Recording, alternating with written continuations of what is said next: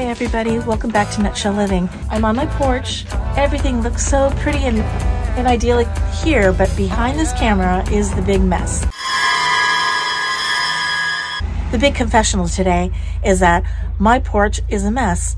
And in between decorating and renovating my rental properties in the back, between trying to keep up with my YouTube schedule, creating all these different decorating projects, materials, gardening tools, and everything is ending up on the porch.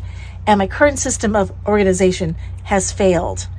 It has failed because I'm lazy. The current organizational system that I set up, which is a big, beautiful basket, it used to be a beautiful basket, and the basket is too large. So it just became one huge garbage bin of stuff. Well, the bin became very heavy. I couldn't move it around, and I don't even know what's in there at this point. I need a system that can be easily maintained. Okay, so let me set up the camera. Let me get rid of everything here, clean up the porch, and then we can figure out what the game plan is. Okay, here we go. Please don't judge.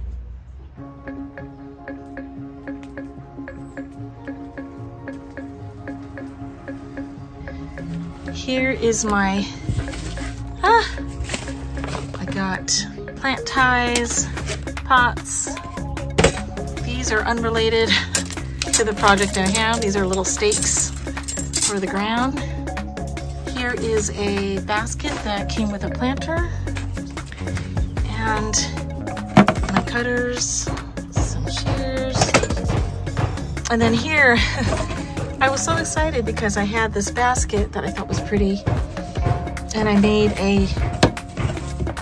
a top for it, but the top was so big and there was no place to put it because it wasn't hinged or anything.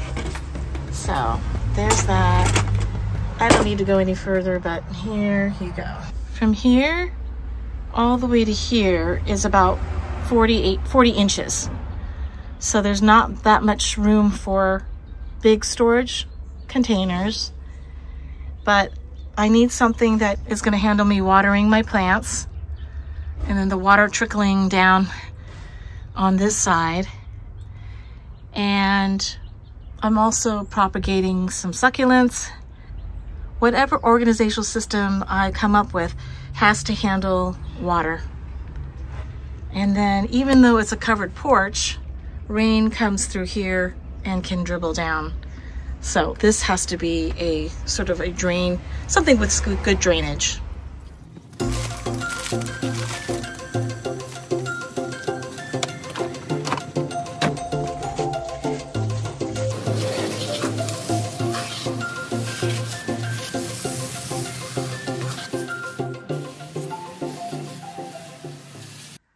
I found solid wood stackable bins at Michael's craft store.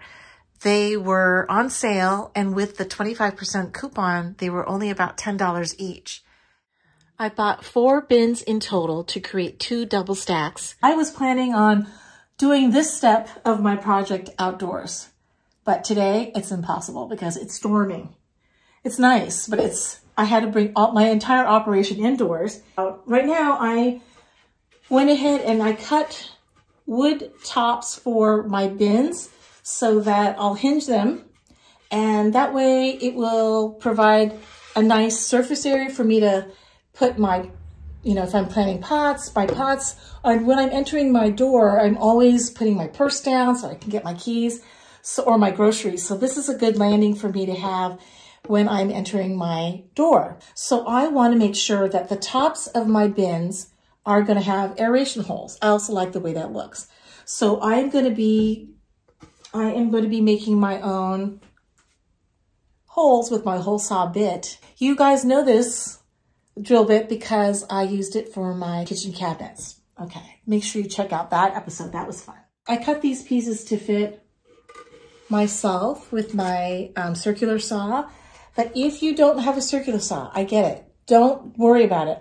Go to your Home Depot, and there's a section where you can buy smaller pieces of wood. They section out a corner for project wood pieces. You can just give those guys at Home Depot your measurements and they will cut it exactly for you, even if it's a small piece like this. I've marked 5 holes where I want to be using the hole saw.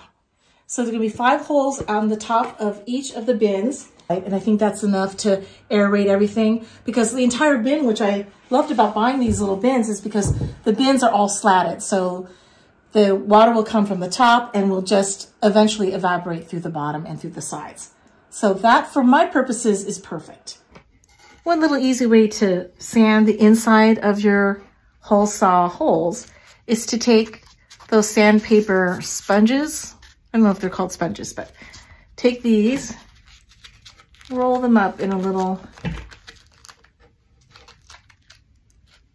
roll them up so they're about this in diameter. And I just twirl it around a little bit.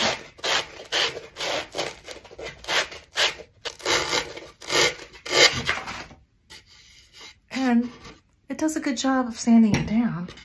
I'm trying to do this project in the most economical way. I've rediscovered, when I organized all my paint samples, that I had bought Rust-Oleum milk paint in white. Rust-Oleum milk paint in white. So I'm going to give this a whirl, because it'll have a nice sort of soft, transparent whitewash on this raw wood. And then I don't have to deal with priming and all that. I'll ultimately spray a sealer, and that'll help sort of make it a little bit more weather resistant. While the milk paint is drying, I'm going to head out and try to find some really cool caster wheels for the bottom of each of these bins. So they opened up a Harbor Freight near me, and I'm finding myself coming here more and more. Okay, aisle 3 casters. And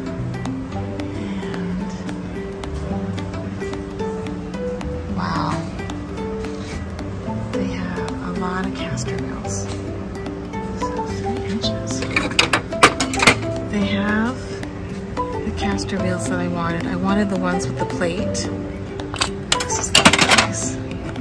And 3-inch caster wheels, which looks perfect. They are really well made and sturdy. I felt like this was a pretty good deal. They were about $5.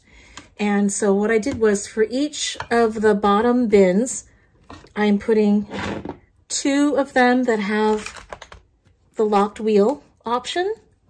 So those will be in the back. So those will be in the back of the box. And then in the front, because these are a little bit cheaper, I put the ones that don't have the lock, because you only need the lock in the back. So I put these in the front.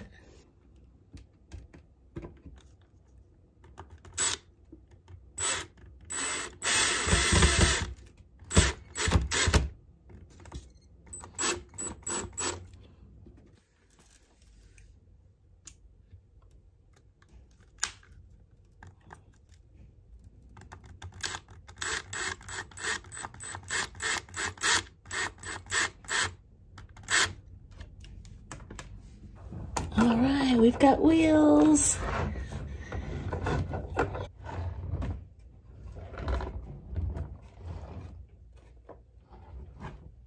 I'm going to put the hinges on the lids. I'm measuring 2 inches from the side.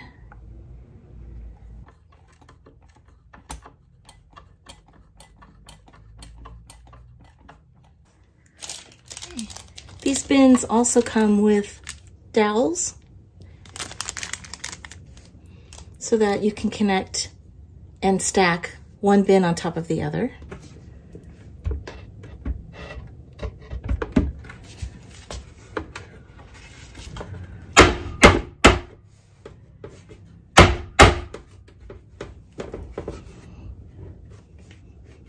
Okay, the bins have wheels, the bins have hinges, the bins have ventilated tops. It's time to put them on the porch. I can hardly wait.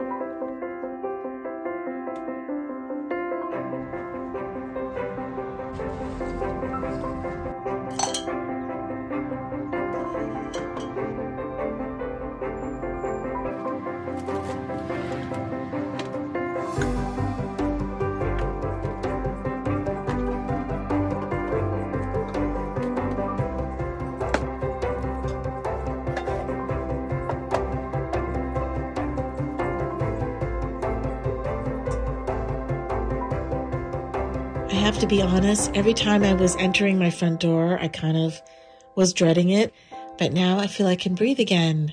So here's my new porch. What do you guys think?